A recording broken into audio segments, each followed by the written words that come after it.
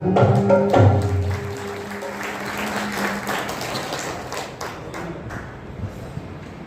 एक भजन और सुनिएगा, फिर चर्चा आपसे साझा करूंगा।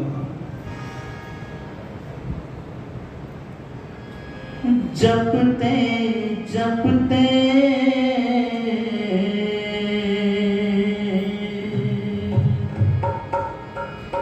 मेरा जीवन सारा बीते, मेरा जीवन सारा बीते, तेरा नाम जपते जपते, तेरा नाम जपते जपते, कोई बाधा न आने पाए, कोई बाधा न आने पाए, तेरा नाम जपते जपते, तेरा नाम जपते जपते, मेरा जीवन सारा बीते, मेरा जीवन सारा बीते, तेरा नाम जपते जपते, तेरा नाम जपते जपते। भव सागर में मेरी नैया, जिसका ना कोई खिवैया, भव सागर में मेरी नैया, जिसका ना कोई खिवैया, जिसका ना कोई खिवैया, भव सागर में तर जाऊं, भव सागर में तर जाऊं, तेरा नाम जपते जपते, तेरा नाम जपते जपते, मेरा जीवन सारा बीते, मेरा जीवन सारा बीते, तेरा नाम जपते जपते, तेरा नाम जपते जपते। मेरी मंजिल मुझे बुलाए, मेरे पाप डगमगाए, मेरी मंजिल मुझे बुलाए, मेरे पाप डगमगाए, मेरे पाप डगमगाए, उस मंजिल तक मैं पहुंचूं, उस मंजिल तक मैं पहुंचूं, तेरा नाम जपते जपते, तेरा नाम जपते जपते, मेरा जीवन सारा बीते, मेरा जीवन सारा बीते, तेरा नाम जपते जपते, तेरा नाम जपते जपते। मैं कुछ भी नहीं तो सब कुछ, सब कुछ है तेरी महिमा, मैं कुछ भी नहीं तो सब कुछ, सब कुछ है तेरी महिमा, सब कुछ है तेरी महिमा, मेरी सांसें पूरी होवे, मेरी सांसें पूरी होवे, तेरा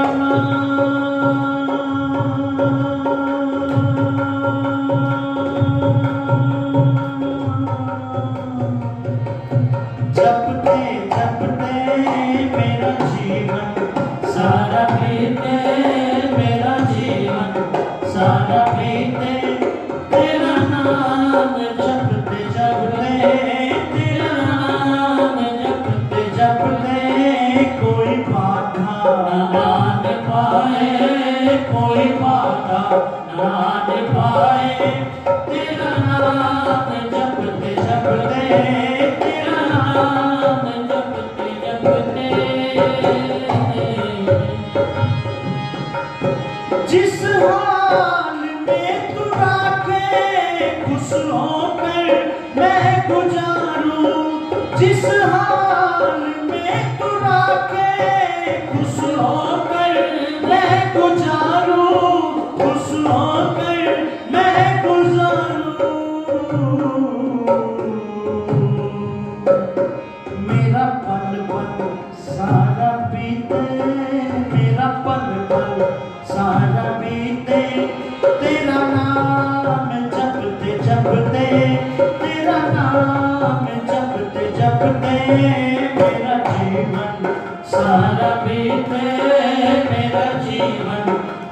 भी दे, तेरा नाम जपते जपते, तेरा नाम जपते जपते, तेरा नाम जपते जपते, तेरा नाम जपते जपते, प्रभु नाम जपते जपते, तेरा ओम जपते जपते, तेरा नाम जपते जपते, प्रभु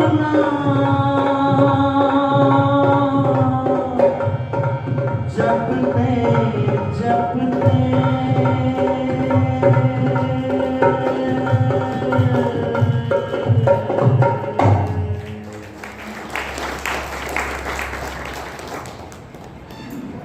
मंच पर उपस्थित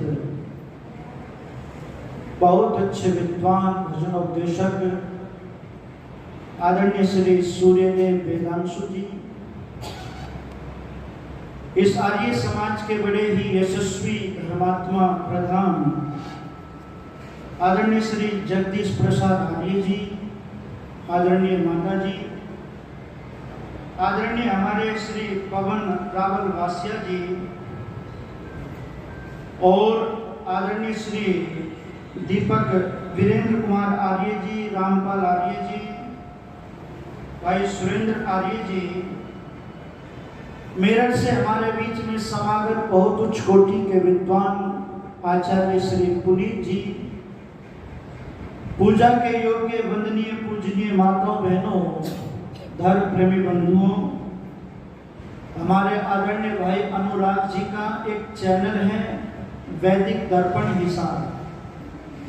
इस चैनल की ये विशेषता है, इसमें वैदिक भजन है।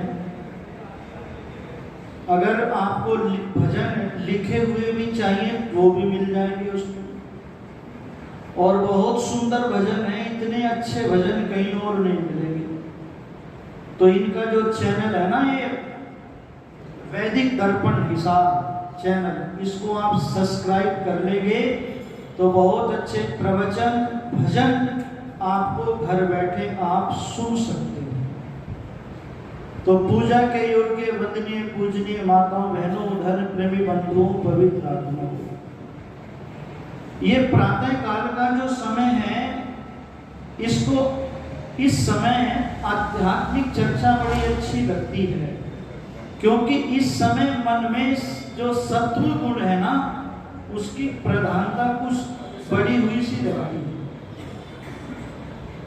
और ऋषिवर देवदानंद जी महाराज कहते हैं कि परमात्मा और आत्मा की जो खुराक है वो भगवान की भक्ति है, ईश्वर का भजन इस आत्मा की खुराक है। आज स्थिति ये हो गई है कि हम परम पिता परमात्मा की भक्ति करने का समय हमारे पास में नहीं है, और स्थिति ऐसी हो गई जैसे मुंशी प्रेमचंद जी ने एक कहानी लिखी थी, पिंजरा। एक तोते को पिंजरे में कैद करके लाया गया राजा के यहाँ पर। राजा ने कहा तोता बहुत अच्छा है, पिंजरा अच्छा नहीं है, इसके पिंजरे को बहुत अच्छा बनाओ, क्योंकि राजा के यहाँ पर तोता आ गया था। राजा की सारी व्यवस्थाएं उत्तम, ठाट बाट गजब होते हैं राजा के। तो मंत्री से कहा कुशल कारीगरों को बुला करके पिंजरा बनवाओ, इस तोते का पिंजरा।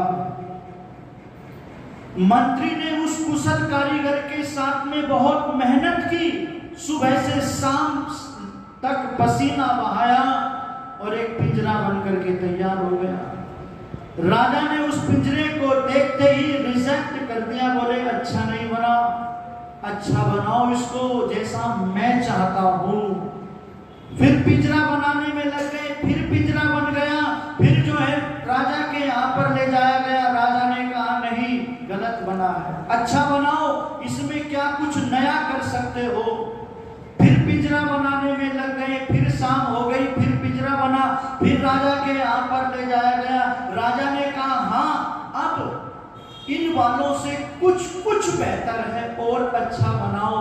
यही क्रम 10 दिन तक चलता रहा और अंत में एक बहुत सुंदर सा पिंजरा बन करके तैयार हो गया। राजा प्रसन्न हो गया। राजा ने कहा मंत्री अब जाओ उस वाले पिंजरे में से तोते को लेकर के आओ, अब मैं अपने हाथों से इसके अंदर गृह प्रवेश कराऊंगा इसका। अब जैसे ही मंत्री तोते को लेने के लिए गया, मंत्री के होश उड़ गए, रोंगटे खड़े हो गए, जैसे पैरों के नीचे से जमीन खिसक जाती है, ऐसा हो गया। क्या हुआ? क्या हुआ? तोता उड़ गया। तोता उड़ा नहीं, तोता मर गया, क्योंकि सारे के सारे लोग उस समय पिंजरे बनाने में लगे थे। किसी ने तोते को दाना पानी देने का प्रयास नहीं किया।